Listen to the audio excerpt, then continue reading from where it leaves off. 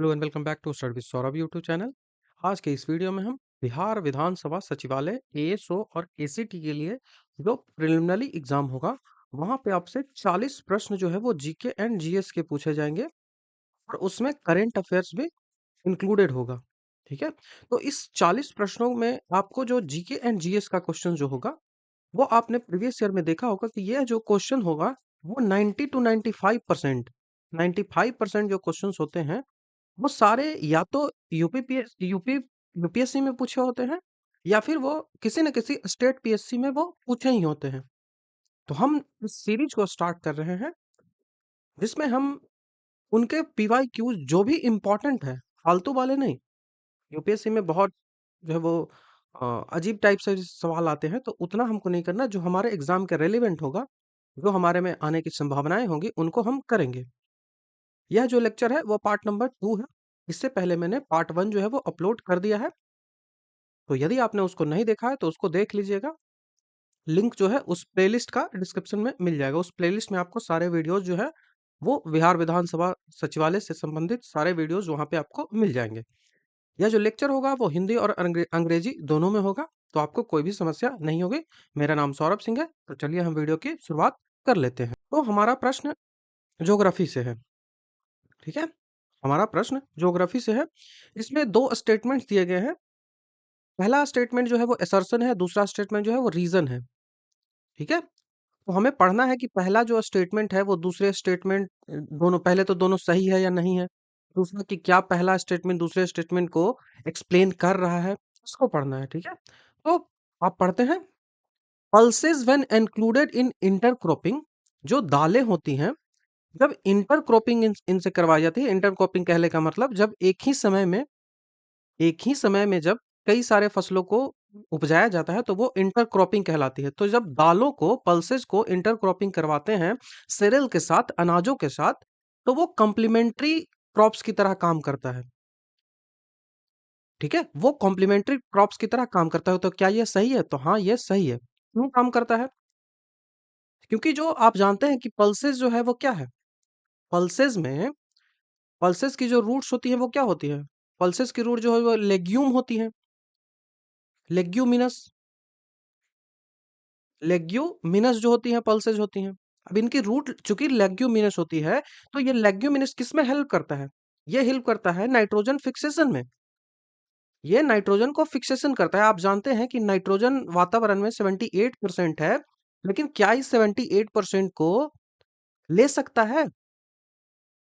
क्या इस 78% को डायरेक्ट जो पौधे हैं वो ले सकते हैं?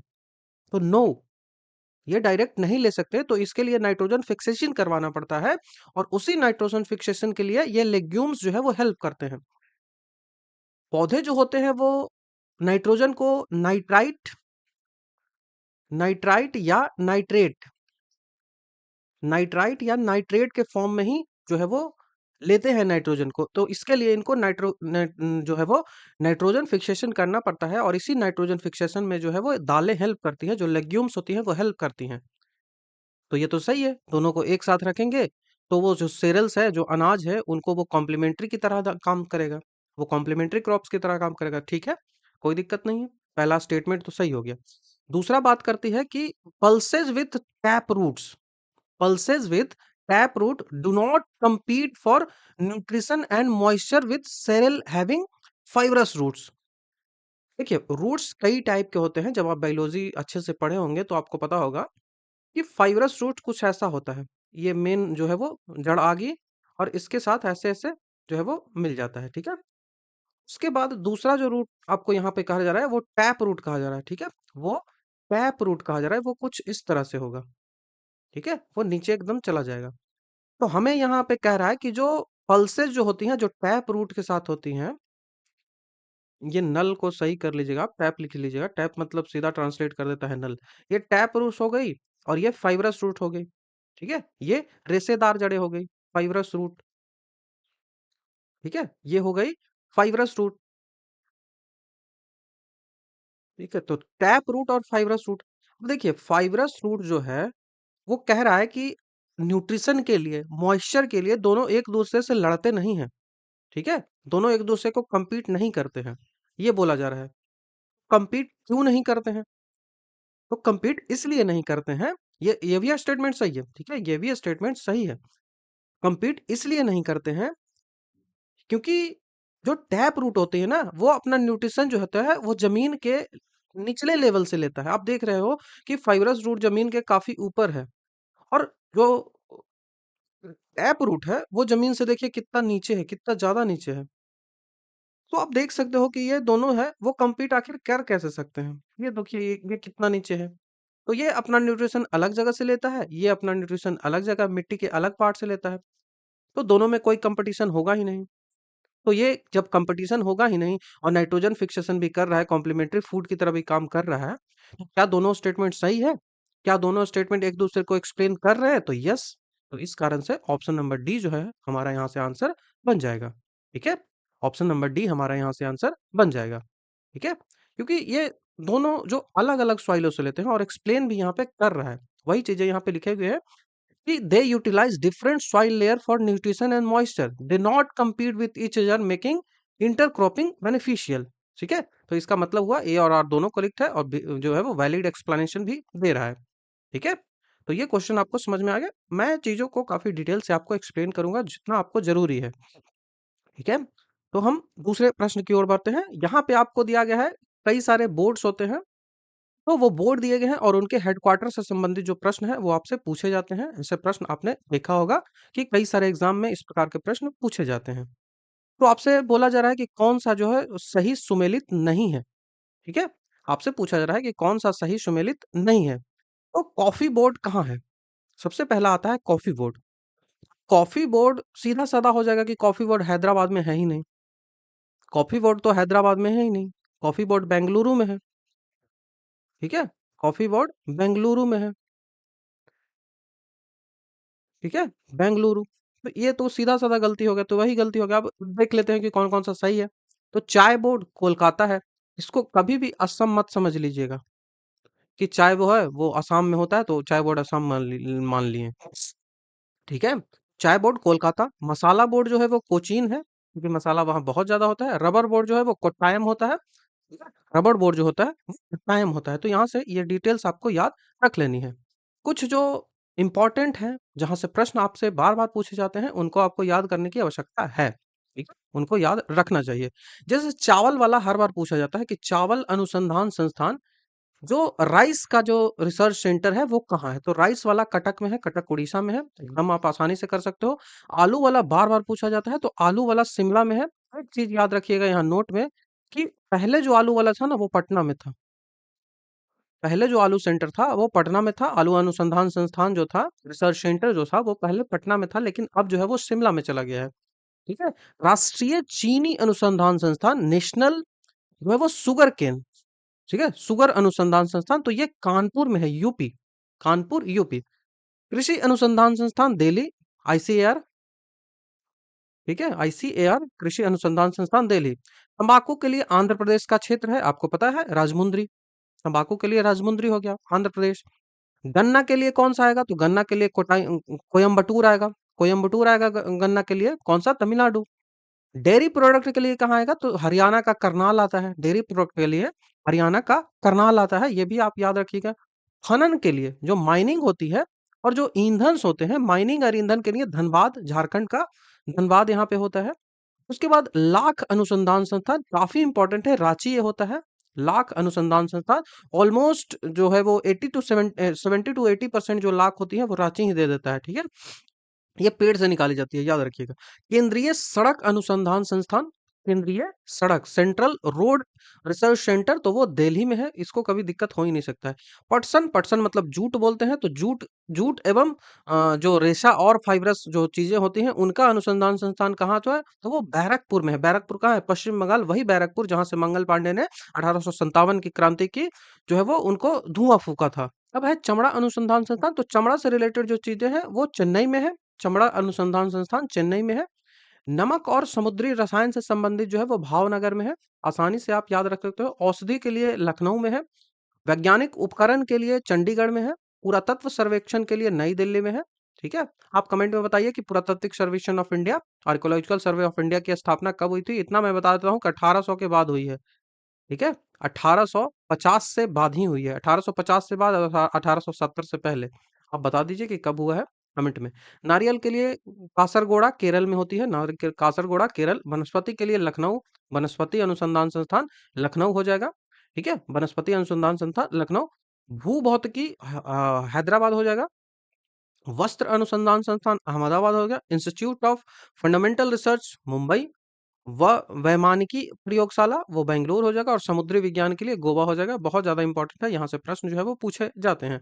यहाँ पे और कई सारे जो है वो अनुसंधान संस्थान आपको दिए गए हैं जहाँ से प्रश्न पूछे बार-बार जाते हैं, तो आपको ये सब जो है वो याद होनी चाहिए, ठीक है? क्योंकि प्रश्न यहाँ से आते हैं, आप एक बार अपने जो है वो देख लीजिएगा, मैं पीडीएफ जो है वो टेलीग्राम पे सेंड दूँगा, ठीक है? अब हम नेक्स्ट प्रश्न की ओर बढ़ते हैं कि नेक्स्ट क्वेश्चन आपसे क्या पूछ रहा है। तो नेक्स्ट क्वेश्चन पूछ रहा है कि किस जो पार्टिकल्स है, कौन से जो पार्टिकल्स है उनका जो है वो इन्वेंशन कब हुआ था? उनका इन्वेंशन कब हुआ था? और उनको फिर अरेंज करना है आपको कि किस वर्ष में कौन सा हुआ था। तो पाई मेसोन जो है वो स्मॉलेस्ट पार्टिकल्स में आता है, ठीक है? तो पाई मेसोन का जो एस्टेब्लिशमेंट हुआ था वो 1947 में हुआ था। पाई मेसोन 1947 सेसिल पॉवेल, ठीक है? सेसिल पॉवेल के द्वारा, ठीक है? सेसिल पॉवेल के द्वारा। दूसरा है आपको neutron, proton, neutron, electron, proton, neutron तो पता ही है। इट बढ़ चढ़। इलेक्ट्रॉन की जो इन्वेंशन है वो 1897 में हुई। 1897 में। इलेक्ट्रॉन किसको नहीं पता, जे जे थॉमसन। प्रोटॉन की इन्वेंशन जो हुई वो 1917 में हुई। प्रोटॉन की जो इन्वेंशन हुई वो 1917 में हुई और इसका इन्वेंशन रदरफोर्ड ने किया। न्यूट्रॉन की जो इन्वेंशन हुई वो 1932 में हुई। 1932 में हुई। 1932 में इसका इन्वेंशन किसने किया? तो 1932 में जेम्स चैडविक ने किया। जेम्स चैडविक ने किया। तो अब आप अरेंज करिए कि कौन सा है, ठीक है? अब आप अरेंज करिए कि कैसे-कैसे चलेगा। तो आपसे पूछा जा रहा है कौन सा है? Correct chronology order starting from the earliest to the last, मतलब सबसे पहले से सबसे लास्ट में सजाना है। तो सबसे पहले कौन हो जाएगा? 1897 वाला तो इलेक्ट्रॉन की खोज। तो इलेक्ट्रॉन तीसरा नंबर है, तो तीसरा नंबर कहाँ-कहाँ है? तो ये वाला खत्म, ठीक है? उसके बाद आता है 1897 के बाद कब आ जाएगा? तो 1897 के बाद 1917, मतलब 3 के बाद 4 आएगा। 3 के बाद 4 आएगा तो ये भी खत्म। 3 के बाद 4 आया, ये भी खत्म। उसके बाद 4 के बाद कौन आएगा? 3 के बाद आया 4। 4 के बाद कौन आएगा? तो 4 के बाद आएगा न्यूट्रॉन, मतलब बी। 4 के बाद 2 आएगा। तो ये वाला जो है वो ऑप्शन आपका सही हो जाएगा और ये वाला जो है वो ऑप्शन गलती हो जाएगा। तो इस तरह से आप अरेंज कर सकते हो। तो इनको आप देख लीजिएगा, ठीक है? अब बात आती है फिर से फिजिक्स का ही क्वेश्चन है। इसमें आपको पूछा जा रहा है कि जो फ्रीक्वेंसी है, एक्स रे, जो विजिबल रे, इंफ्रारे और रेडियो वेव, इन सब की जो फ्रीक्वेंसी है, इनको आपको अरेंज करना है कि किसकी फ्रीक्वेंसी जो है वो कितनी है, किसकी फ्रीक्वेंसी जो है वो कितनी है। तो फ्रीक्वेंसी जो है वो 1 बाई टी होता है कि एक 1 बाई टी, तब 1 सेकंड में आप कितनी बार कुछ चीज़ों को कर रहे हो, तो वो फ्रीक्वेंसी कहलाती है, ठीक है? F बराबर 1 बाई टी। तो ये फ्रीक्वेंसी कहलाती है। तो फ्रीक्वेंसी रेडियो तरंग के बाद इंफ्रारेड की आती है, इंफ्रारेड के बाद विजिबल रे की आती है, विजिबल रे के बाद एक्स रे की आती है, ठीक है? तो सबसे पहले आएगा इंफ्रारेड, विजिबल रे, एक्स रे। तो इंफ्रा सबसे पहले, उसके बाद विजिबल, उसके बाद एक्स रे। तो ये आपका पूरा क्रम बनेगा, ठीक है? Infra, visible, X ray. तो सबसे पहले कौन आ जाएगा? तो सबसे पहले आएगा इंफ्रारे। सबसे पहले आएगा इंफ्रारे। तो इंफ्रारे कौन सा है? रेडियो वेव भी है ना, 4 है ना, तो रेडियो वेव्स उससे पहले आएगा, उससे पहले रेडियो वेव आएगा, रेडियो वेव आएगा। तो सबसे पहले आएगा कौन-सा? Radio wave. तो रेडियो वेव को रखो सबसे पहले, ठीक है? तो सबसे पहले रेडियो वेव किसमें है? 4 एक ही में है, तो ऑप्शन नंबर बी यहाँ से आंसर बन जाएगा, ठीक है? अब देख लीजिए, जो वेवलेंथ है सबका यहाँ पे लिखा हुआ है, सारी चीज़ें लिखी हुई है। तो इंफ्रारेड, विजिबल रे, एक्स रे और रेडियो वेव शायद मैंने लिखना भूल गया हूँ। तो सबसे जो जो आवृत्ति जो होती है, इनकी जो फ्रीक्वेंसी होती है यहाँ पे दिया गया है, देखिए फ्रीक्वेंसी यहाँ पे दिया गया है। तो सबसे कम फ्रीक्वेंसी एक्स रे की होती है, उसके बाद जो है वो इंफ्रारेड की होती है और सबसे ज़्यादा जो है वो विजिबल रे की होती है। 300 430 से लेकर 750 हर्ट्ज़ तक इसका जो है वो जो होता है, ठीक है? इसकी आवृत्ति होती है, ठीक है? अब हम नेक्स्ट क्वेश्चन की ओर बढ़ते हैं। नेक्स्ट जो क्वेश्चन है वो पॉलिटी से है। पॉलिटी से आपको पूछा रहा है कि डीपीएसपी जो होता है, जो डीपीएसपी है, इस डीपीएसपी के संदर्भ में कौन-सी बातें सही है? तो पहला बोल रहा है कि डीपीएसपी जो है, वो इन्फोर्सेबल बाय द कोर्ट। ये इन्फोर्सेबल कोर्ट के द्वारा जो है वो इन्फोर्सेबल नहीं करवाया जा सकता। जिस तरह से फंडामेंटल राइट को आप इन्फोर्स करवा सकते हो कोर्ट के द्वारा, इसको इन्फोर्स नहीं करवा सकते हो। तो क्या ये सही है? तो यस, आप जानते हैं कि ये सही है। उसके बाद बोल रहा है कि it shall be the duty of a state to apply the principle in making laws. Yes, ये भी सही है। स्टेट की ये रिस्पॉन्सिबिलिटी होती है, उसकी ये ड्यूटी होती है कि आगे आने वाले समय में वो जो इस तरह के जो भी चीजें डीपीएसपी में बताई गई हैं उन पे काम करे। वह लॉ उनसे संबंधित लॉ जो है वो बनाए। जैसे पंचायती राज है, उससे संबंधित लॉ बना दिया। जैसे कि 39 कहता है कि काम जो है वो देंगे सबको, तो उसके लिए मनरेगा हमने स्टार्ट कर दिया। तो हर चीजें है ना, वो स्टेट की ड्यूटी होती है कि वो करवाए। जैसे बिहार में शराबबंदी है, तो वो आर्टिकल 47 कहता है कि शराब बंद करवा सकते हो आप। ठीक है, शराब बंद करवा सकते हो। तो यहाँ पे दोनों स्टेटमेंट जो है वो सही हो जाएगा। Both A and B are correct. तो ये दोनों स्टेटमेंट सही है। डीपीएसपी के बारे में आपको जानकारी होनी चाहिए कि डीपीएसपी जो है वो 36 से लेके 51 तक जो है वो इसमें डीपीएसपी से संबंधित जो है वो कहा गया है। यह जो है वो आयरलैंड से लिया गया है। और आयरलैंड में कहाँ से लिया गया है? आयरलैंड जो देश है, उन्होंने स्पेनिश संविधान से लिया है। यह भी सवाल जो है वो पूछा जाता है। ठीक है, यह भी प्रश्न जो है वो पूछा जाता है इससे संबंधित, तो आपको याद रखें। यहाँ पे देखिए मैंने पूरा डिटेल है वो लिख दिया है। 36 से 51 तक जो है वो डीपीएसपी जो है वो है। ये जो है वो आयरलैंड का कॉन्स्टिट्यूशन है, वहां से लिया गया है। और आयरलैंड में कहाँ से लिया गया था? तो आयरलैंड में स्पेनिश कॉन्स्टिट्यूशन, स्पेन का जो संविधान था, वहां से लिया गया है। इस ये जो इसका ऑब्जेक्टिव क्या है, क्यों लाया गया था इसे? तो भारतीय संविधान निर्मात्री सभा थी, उन्होंने जब वो जब संविधान लिख रहे थे, संविधान का निर्माण कर रहे थे, तो उस समय कुछ ऐसे इश्यूज थे जो तत्काल प्रभाव में लाना मुश्किल था। तो उनको ना स्टेट पे छोड़ दिया गया कि स्टेट की ये रिस्पॉन्सिबिलिटी है कि उन सब जो इश्यूज हैं उनको जो है वो धीरे-धीरे करके, जैसे-जैसे भारत जो है वो एक परिपक्व लोकतंत्र बनता चला जाएगा, वैसे-वैसे आप इसको जो है वो मैच्योरिटी जैसे-जैसे भारत की आती जाएगी, वो इसको लागू करता जाएगा, ठीक है? तो इस कारण से ये socio economic democracy and welfare state establish करने का ऑब्जेक्टिव देता है, ठीक है? इसी कारण से चूँकि सोशल है, सोशलिस्ट टाइप आता है, तो इसी कारण से भारत सरकार को जो है वो जनता की हेल्प करनी पड़ती है, ठीक है? उनकी रिस्पॉन्सिबिलिटी होती है। जैसे फ्री में अनाज देना, तो ये क्यों? क्योंकि we are socialist, socialist economic democracy हमारी है, ठीक है? उसके बाद नेचर की इसकी बात करें तो मैंने बताया कि नॉन जस्टिएबल है। ये आप कोर्ट में जाके नहीं बोल सकते हो कि हमको जो है वो जो समान नागरिक संहिता चाहिए ही, हमको जो है वो काम का अधिकार चाहिए ही। ये जस्टिएबल नहीं है, ठीक है? कोर्ट जो है वो इन्फोर्स नहीं कर सकता है, लेकिन फंडामेंटल राइट को इन्फोर्स कर सकता है। फंडामेंटल राइट का यदि आपका हानि हो रहा है, ठीक है? फंडामेंटल राइट को यदि आपको रोका जा रहा है, तो सीधा वो कर सकता है, ठीक है? जो 36 से लेके 51 तक है ना, डिटेल्स ये जो डीपीएसपी जो आर्टिकल्स है 36 से लेके 51, उसको उस डीपीएसपी को कई सारे पार्टों में बांट देते हैं। जैसे कुछ जो पार्ट होते हैं वो सोशलिस्ट होते हैं, कुछ जो पार्ट्स होते हैं जैसे सोशलिस्ट होते हैं, जैसे right adequate to mean of livelihood, ठीक है? मतलब जीवन जीने का जो अधिकार है, जो अपने जो जीवन यापन करने का अपना रोटी जो है वो मिलना चाहिए आपको, काम जो है वो मिलना चाहिए, अपनी लाइवलीहुड आपको मिलना चाहिए। तो ये जो है वो आर्टिकल 39 कहता है ये सोशलिस्ट है।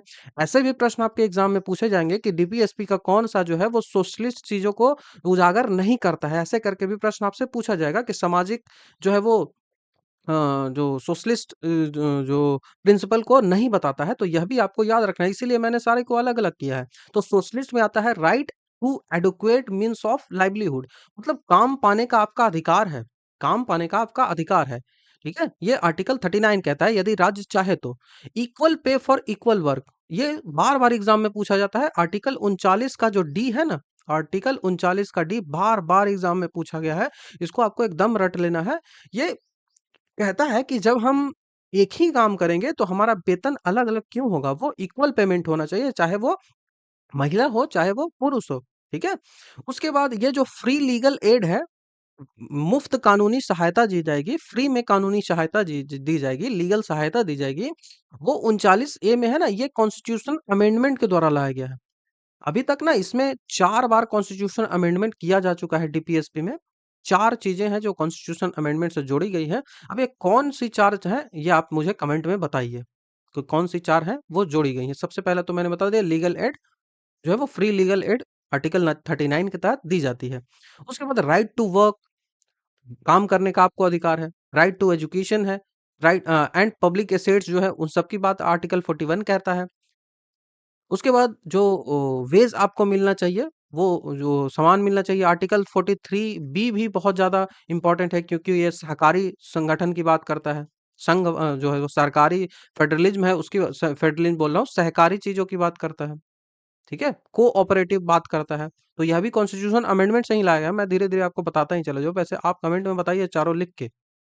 उसके बाद गांधीयन प्रिंसिपल भी इसमें है। गांधी जी जो जो प्रिंसिपल चाहते थे, जैसे सबसे ज्यादा वो कौन चाहते थे, तो वो पंचायत चाहते थे कि लोकल गवर्नमेंट हो, लोकल सेल्फ गवर्नमेंट हो। तो आर्टिकल 40 जो है वो गांधीयन प्रिंसिपल पे एस्टैब्लिश है। ठीक है। उसके बाद कोटेज इंडस्ट्री है, आर्टिकल 43 यह भी है। उसके बाद prohibition of intoxic drink and drug, जो आर्टिकल 47 है, जिससे बिहार में जो शराबबंदी करवाई गई थी, इसी आर्टिकल्स को ध्यान में रखकर। तो यह भी आपको याद होना चाहिए कि गांधीयन प्रिंसिपल कौन सा नहीं है, ऐसे प्रश्न आपसे पूछ लिए जाएंगे। उसके बाद जो है वो लिबरल और इंटेलेक्चुअल प्रिंसिपल कौन सी है, लिबरल कौन सी है। तो सबसे पहले लिबरल में आती है यूनिफॉर्म सिविल कोड, जो अभी जो है वो विधेयक 129वां नंबर पेश किया गया है।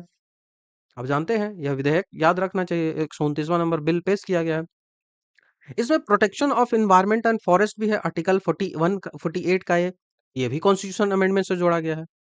ये भी कॉन्स्टिट्यूशन अमेंडमेंट से जोड़ा गया है। उसके बाद इंटरनेशनल पीस, जो वैश्विक शांति है, वो आर्टिकल 41 कहता है। यह भी तो एक intellectual legal liberal and intellectual principle ही है।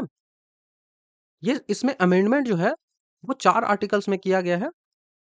ठीक है, इसमें अमेंडमेंट जो है वो 4 आर्टिकल्स में किया गया है। वह यहाँ 2 आर्टिकल्स यहाँ पे दिया गया है। 40 42 अमेंडमेंट जिसमें जोड़ा गया 39A, 43A और 48 है। और 44 अमेंडमेंट जो 78 में हुआ, उसमें जो है वो प्रिमेसी दिया फंडामेंटल राइट का ओवर डीपीएसपी। डीपीएसपी जो है उस पे जो है वो फंडामेंटल राइट का प्रिमेसी है, ये दिया।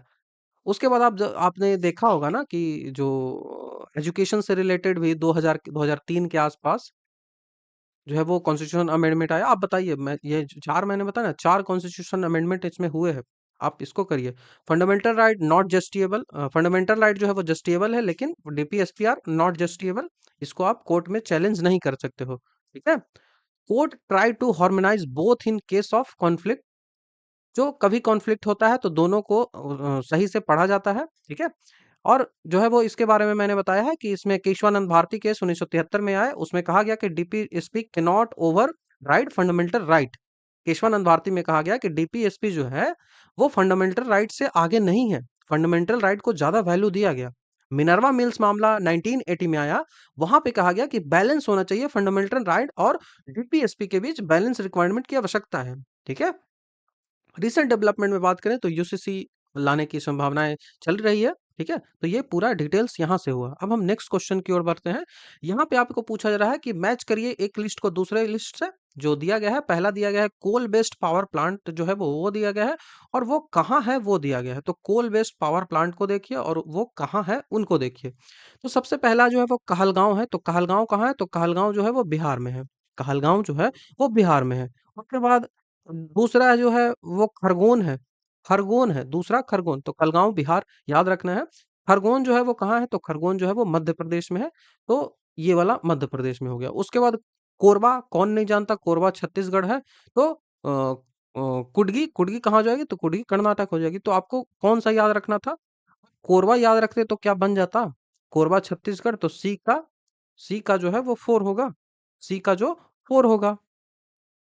केवल आप सी का डी जानोगे ना तो उससे नहीं होगा, सी का केवल डी जानोगे तो नहीं होगा। देखिए 4 4 दोनों जगह है, तो आपको और जानने की आवश्यकता होगी। तो हम देख लिए कहाँ है, पहला का बी हो जाएगा, पहला का बी। तो यहाँ से ऑप्शन नंबर डी हमारा यहाँ से आंसर बन जाएगा। तो ये आपको याद रखने की आवश्यकता है। ठीक है। अब हम नेक्स्ट क्वेश्चन की ओर बढ़ते हैं। तो नेक्स्ट हमारा जो सवाल है वो गांधी जी से पूछा जा रहा है कि जो गांधी थे वो दक्षिण अफ्रीका में गांधी जी ने संघर्ष किया, वो राष्ट्रीय आंदोलन का नेतृत्व करने के लिए तैयार किया खुद को। ठीक है। The struggle in South Africa prepared Gandhi to lead in the national movement. जो गांधी ने साउथ अफ्रीका में स्ट्रगल किया, वो उनको तैयार किया कि भारत में वो नेशनल मूवमेंट को लीड कर सके। तो पहला स्टेटमेंट सही है। ठीक है। दूसरा स्टेटमेंट है कि seeing the militancy of India In South Africa, Gandhi was convinced that Indian people would ready for militant struggle and sacrifice for causes. दक्षिण अफ्रीका में भारतीयों के उग्रवाद को देखकर गांधी जी को विश्वास था कि भारतीय लोग जुझारू संघर्ष और एक उद्देश्य के लिए बलिदान देने को तैयार होंगे। तो ये दोनों स्टेटमेंट जो है, दोनों स्टेटमेंट क्या है? दोनों स्टेटमेंट ये सही है? क्या बलिदान वो मांगते थे? क्या बलिदान वो मांगते थे? तो गांधी जी ने कभी भी बलिदान की बात नहीं की कि आप मर जाइए। गांधी जी ने कभी बलिदान की बात नहीं की। कभी उन्होंने नहीं कहा कि आप मिलिटेंट स्ट्रगल करिए। उन्होंने तो सत्याग्रह की बात की। वो मिलिटेंट स्ट्रगल, सैक्रिफाइस इन सब की कहीं पे बात उन्होंने की है? तो ना तो उन्होंने बलिदान की बात की और ना तो उन्होंने मिलिटेंट स्ट्रगल की बात की। ठीक है? जुझारू संघर्ष की बात की। तो ये दोनों नहीं किया तो पहला तो उनका सही है, उनको तैयार किया गया लेकिन दूसरा तो सही नहीं है, दूसरा तो सही नहीं है। तो ए जो है वो सही है लेकिन आर जो है वो गलत हो जाएगा, ठीक है? तो दक्षिण अफ्रीका में भारत के अधिकारों के लिए संघर्ष ने गांधी जी को राष्ट्रीय आंदोलन का नेतृत्व प्रदान करने के लिए तैयार तो किया, ठीक है? उनका मानना था कि सत्य उनका जो मार्ग है अहिंसा और सत्याग्रह ही भारतीयों को स्वतंत्रता संग्राम के लिए तैयार कर सकती है। इस प्रकार आप कह सकते हो कि पहला जो है वो सही है और दूसरा जो है वो गलत हो जाएगा, ठीक है? तो हम नेक्स्ट क्वेश्चन की ओर बढ़ते हैं कि नेक्स्ट प्रश्न आपसे क्या पूछता है।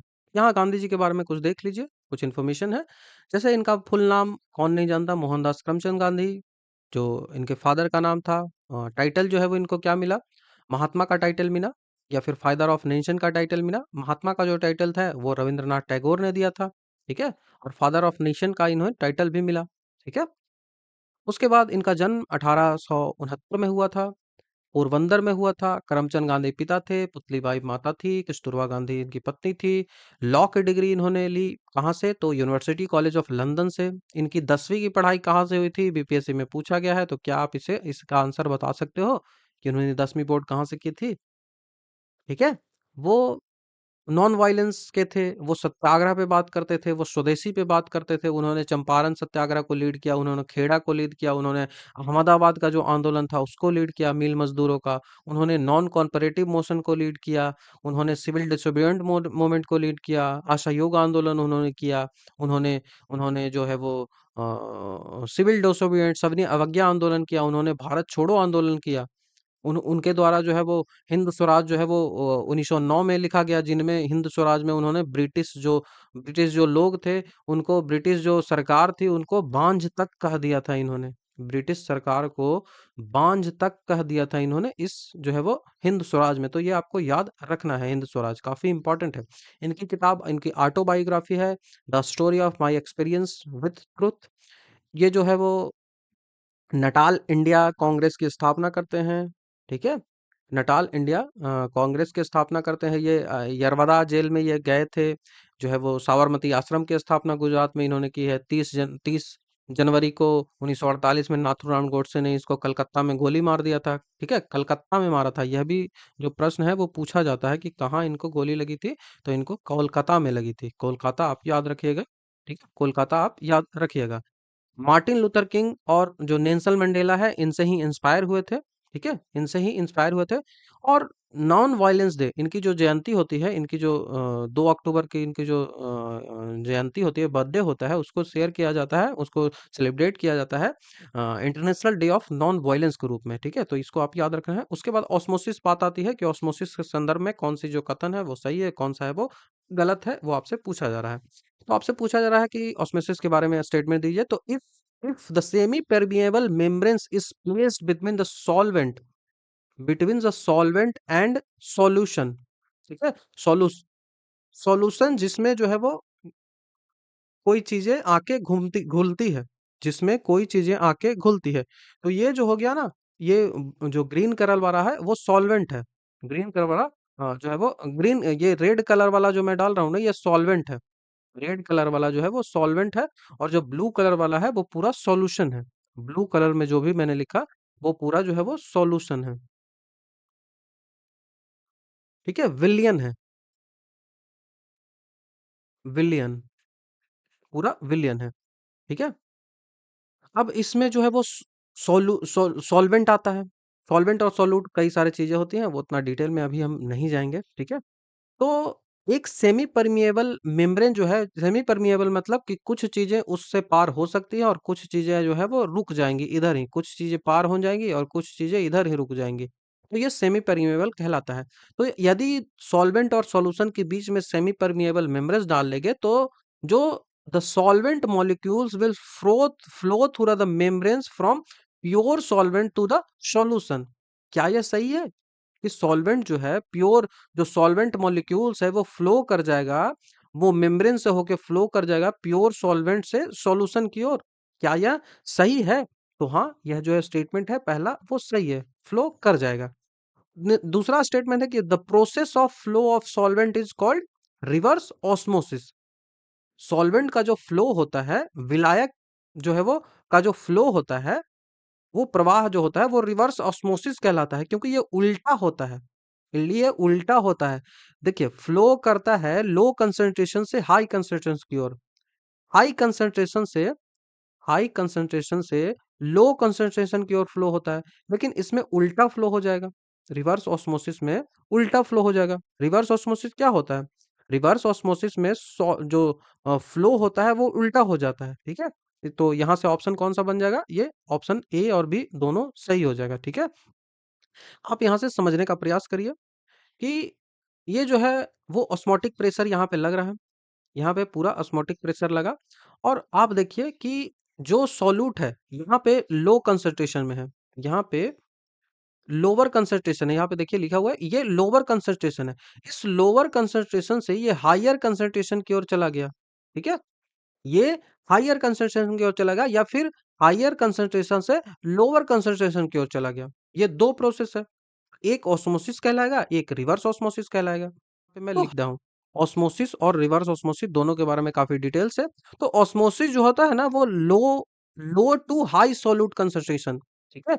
लोअर हाई कंसंट्रेशन से हायर कंसंट्रेशन की ओर जाएगा तो वो कहलाएगा ऑस्मोसिस, वो कहलाएगा ऑस्मोसिस। लेकिन रिवर्स ऑस्मोसिस वो कहलाएगा जब हायर कंसंट्रेशन से लोअर कंसंट्रेशन की ओर चला जाए, सीधा उल्टा हो जाए, हाई कंसंट्रेशन से लोअर कंसंट्रेशन की ओर जब सॉल्यूट चला जाए तो वो कहलाता है रिवर्स ऑस्मोसिस, ठीक है?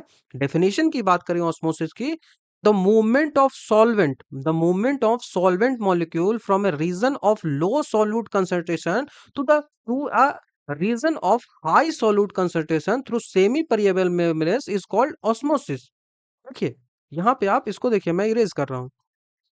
ऑस्मोसिस हमने क्या देखा? ऑस्मोसिस हमने देखा कि लो कंसंट्रेशन से हाई कंसंट्रेशन की ओर जाएंगे, लो कंसंट्रेशन से हाई कंसंट्रेशन की ओर वो जाएगी। तो लो कंसंट्रेशन कहाँ है? यहाँ। अब यहाँ से ये इधर की ओर जाएगी तो वो हाई कंसंट्रेशन की ओर चली जाएगी सॉल्यूट। तो ये वाला यहाँ चला गया, ये वाला यहाँ चला गया, ये वाला यहाँ चला गया, ठीक है? तो ये हाई कंसंट्रेशन की ओर जाएगी जहां पे हाई कंसंट्रेशन होगा, ठीक है? तो ये हाई कंसंट्रेशन हो गया, ये आपको याद रखना है। उसके बाद रिवर्स ऑस्मोसिस की बात करें तो रिवर्स ऑस्मोसिस में क्या होता है कि यहाँ पे हाई कंसंट्रेशन से लो कंसंट्रेशन की ओर चली जाएगी। ये जो है यहाँ पे हाई कंसंट्रेशन से लो कंसंट्रेशन की ओर जाएगी। The process where solvent molecules move from a region of high solute concentration, high concentration से लो कंसंट्रेशन की ओर जाएगी। क्यों जाएगी? क्योंकि using pressure to overcome the natural osmotic pressure, natural osmotic pressure है उसको ओवरकम करने के लिए, उसको कम करने के लिए चले गए। यह प्रोसेस जो है वो कब होता है? यह भी सवाल पूछा जाएगा कि ये प्रोसेस जो है वो कब होता है? तो ये प्रोसेस तब होता है जब हाइड्रोस्टैटिक प्रेशर जो होता है वो ऑस्मोटिक प्रेशर से ज्यादा हो जाता है। हाइड्रोस्टैटिक प्रेशर जो होता है वो ऑस्मोटिक प्रेशर से ज्यादा हो जाएगा तो वो जो है वो उल्टा जाने लगा, रिवर्स ऑस्मोसिस जाने लगा। रिवर्स ऑस्मोसिस का यूज कहाँ करते हैं? तो रिवर्स ऑस्मोसिस का सबसे बड़ा यूज जो है वो वाटर प्यूरिफिकेशन में होता है। वाटर प्यूरिफिकेशन में ये होता है। तो ये प्यूरिफाई करता है वाटर को और जो कंटामिनेटेड जो चीजें होती हैं उनको, जो अशुद्ध चीजें होती हैं उनको हटाता है।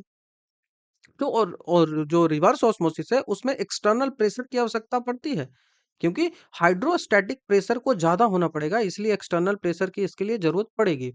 वहीं जो ऑस्मोसिस होती है वहां पे कोई एक्सटर्नल प्रेशर की जरूरत नहीं होती है, ठीक है? ये जो ऑस्मोसिस होता है वो किस लिए होता है, तो सॉल्यूट का जो कंसंट्रेशन है वो इक्वलाइज करने के लिए लो कंसंट्रेशन से हाई कंसंट्रेशन की ओर जाएगा। ऐसे देखिए ये रहेगा, ये रहेगा। तो इनमें जैसे ये पूरा ऐसे ऐसे है, तो यहाँ पे बहुत ज्यादा है, यहाँ पे थोड़ा कम है, यहाँ पे थोड़ा कम है।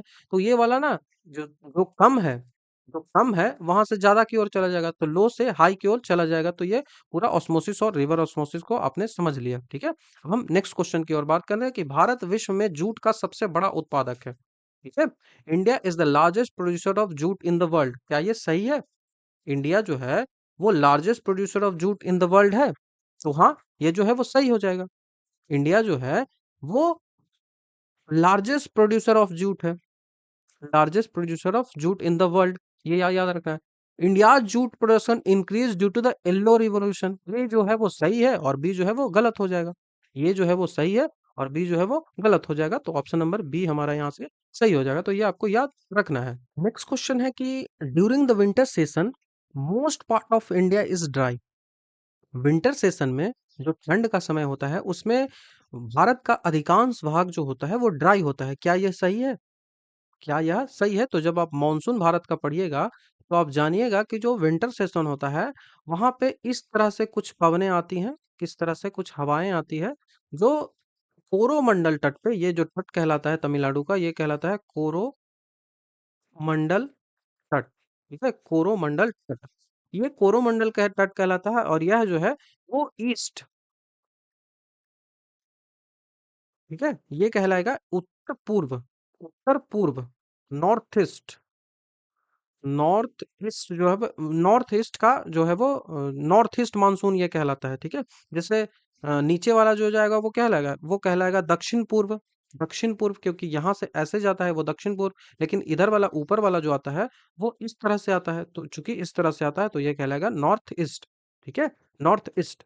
तो शीत ऋतु में जो है वो विंटर का समय होता है, वहां इस तरह से पवनें आती हैं, और चूंकि कुछ पवनें जो है वो बंगाल की खाड़ी से वो मॉइस्चर ले लेती हैं, जिस कारण से कोरोमंडल तट पे जो है वो वर्षा करवा देती है। वहीं तब आप कश्मीर की बात करेंगे, जब आप कश्मीर की बात करेंगे तो कश्मीर में है क्या होता है, ये इस तरह से कुछ अगर मैप आप बनाएं तो ऐसा कुछ बनेगा। तो ये वाला पार्ट है ना, ये मोस्ट ऑफ द पार्ट यहाँ पे जो होती है वहां पे ठंडी में बारिश होती है, ठंडी में यहाँ रेनफॉल होता है, ठीक है। रेनफॉल क्यों होता है? क्योंकि इधर से है वो विंड विंड आती है जिसमें मॉइस्चर होता है, तो यहाँ पे जो है वो बारिश होती है। जब हम आप अच्छे से जो है वो मॉनसून को पढ़ेंगे तो ये चीजें आपको समझ में आएगी। तो मोस्ट पार्ट ड्राई रह जाता है, ये वाला जो पूरा पार्ट है ये पार्ट ड्राई ही रह जाता है, तो ये तो सही है कि मोस्ट पार्ट ऑफ जो है वो ड्राई रह जाता है, ठीक है। अब हम आगे देखते हैं कि most part of country are under influence of north east trade wind during the winter season. क्योंकि नॉर्थ ईस्ट ट्रेंड विंड के कारण, नॉर्थ ईस्ट ट्रेंड विंड जो होता है पूर्वोत्तर व्यापारिक पवनें होती हैं उसके प्रभाव में होता है, इस कारण से यहाँ पे वर्षा नहीं होती है, ठीक है। इस कारण से ही यहाँ पे वर्षा नहीं होती है। तो क्या यह सही है? तो यह भी सही है और यह भी सही है, और दोनों एक्सप्लेन भी कर रहा है, तो both A and R true, ठीक है। Both A and R true, but R is not correct explanation of A, not, ये सही नहीं हो जाएगा। R is the correct explanation of A, तो ऑप्शन नंबर ए हमारा यहाँ से सही बनेगा, ठीक है। आर जो है वो करेक्ट एक्सप्लेनेशन करेगा ए की, ठीक है। Both A and R correct and R is the correct explanation of A, तो ठीक है, यहाँ से आप इसको याद रखिएगा।